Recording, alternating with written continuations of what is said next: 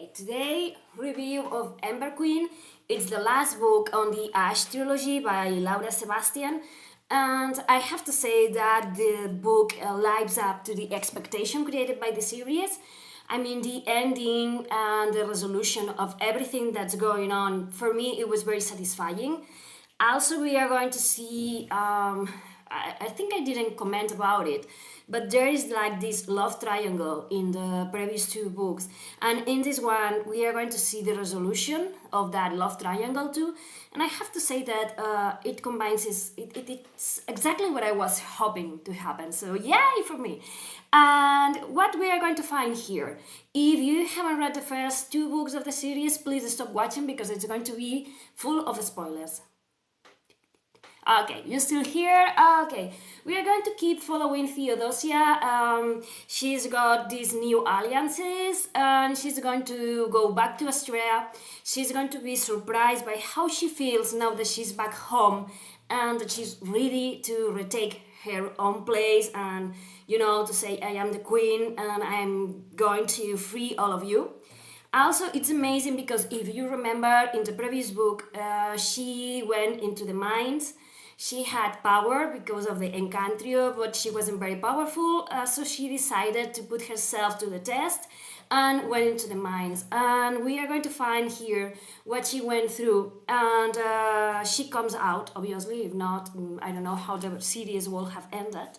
Now she's powerful and she has to come to grasp with the new power that she has.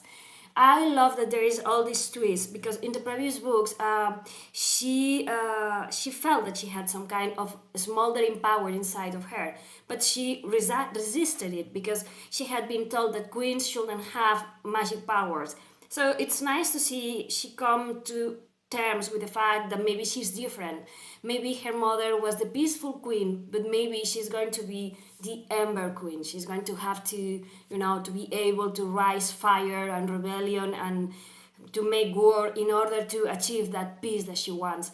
And I love how the author also tackled all these topics about peace and war and everything, because when she begins freeing people and all of that, she also finds herself against soldiers from the other side, so to speak, and she has to decide what to do. She could do the same that the Calaboxians have done to the Astrean. She can kill everyone and she can make slaves of the kids, but she knows that someone has to break the cycle, and if she does the same that has been done to her, the only thing she's going to be is brewing another revolution that's going to, you know, bring war again. So it's nice to have all these topics, you know, brought to attention in this book, because, as I said, we are in this book. Basically, we are going to follow Theo and her friends in the journey of trying to or liberating Astrea. She's going to go through different mines and she's going to do different things to try and free her people and, you know, be the queen that she thinks that they deserve. So basically, this book is going to be about all of this. I'm not going to say much because I don't want to make spoilers about if she does it or she doesn't.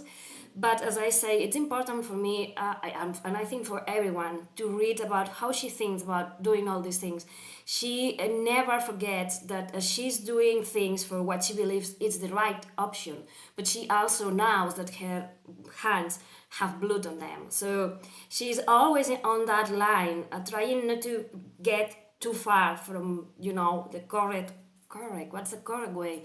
She's going to think a lot about it because, you know, what should I do? I don't want to be evil. I don't want to do the wrong thing. I just want peace. I want to recover what's mine, and I'll do anything necessary, but I don't want to turn myself into a monster.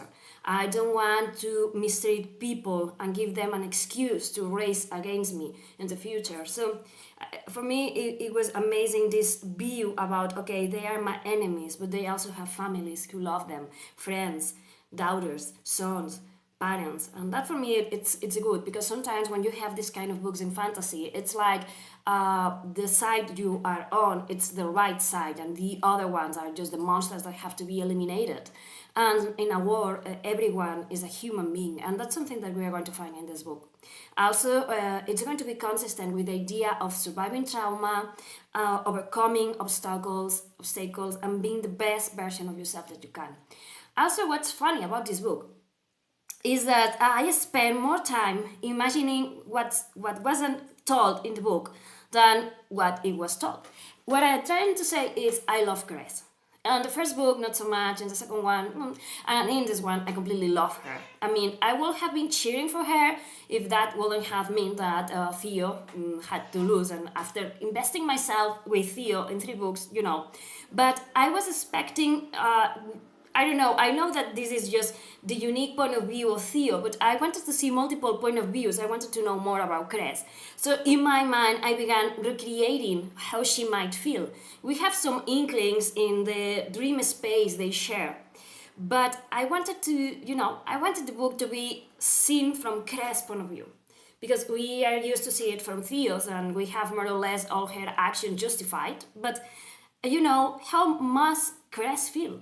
Because imagine for an instant, she's that little girl that sees someone that's an enemy. She has been raised, pampered, and told that the Astrean were the bad people here. So her father is the Thane. He is like this general that everyone obeys. And he spared the little kid because in some way it reminded him of her daughter. So, her own daughter goes and befriends the enemy. And, at the beginning they are very, like, real friends. But as this relationship evolves, Cress, it's like the owner of Theo. That's what Theo tells us, that she's been seen as a pet. She has to do an act like Cress expects her to. And I kept thinking, what happened here? Maybe Cress was scolded for being friend with the enemy? Or maybe she was so entitled because, she was always told that she was going to be Kaiserin, that she was going to achieve everything she wanted. She was going to marry the prince. She was going to have power. She was going to be perfect. And then suddenly Theo steals the prince because, Soren loves her. So, yeah, envy. And they were young and she has been spoiled all her life. So, in the first book, she tells Theo that she has to abandon all hopes of marrying Soren and that she has to do everything that she has to do, because she deserves better. She meaning Cress. So then suddenly having this friend that you think that more or less understands you, because again, she comes from this place of power, of believing that everything she does is right. She never questions herself.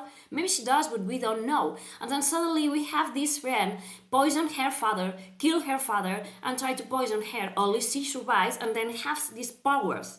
So yeah, she comes a little hanged, but I don't know. I think that her point of view will have been amazing because she will have tried to solve us this idea that she deserves this. She has been Theo had tried to kill her and she survived, so maybe she has this higher purpose. Maybe everything that she had been told that she should achieve, marry a king, be the queen, and all of that, maybe that's the way she gets it. So yeah, I spent like most of the book just trying to figure out what Cress was thinking and why was she thinking that. So I don't know if Laura Sebastian is ever going to write the Cress book point of view, but I don't know. I was thinking about writing a fanfic about it because I don't know. She's an amazing character, and this is something that for me it's very good because having a book that inspires you to think beyond what's written and having characters that are supposed to be evil but also being so human, so flawed. So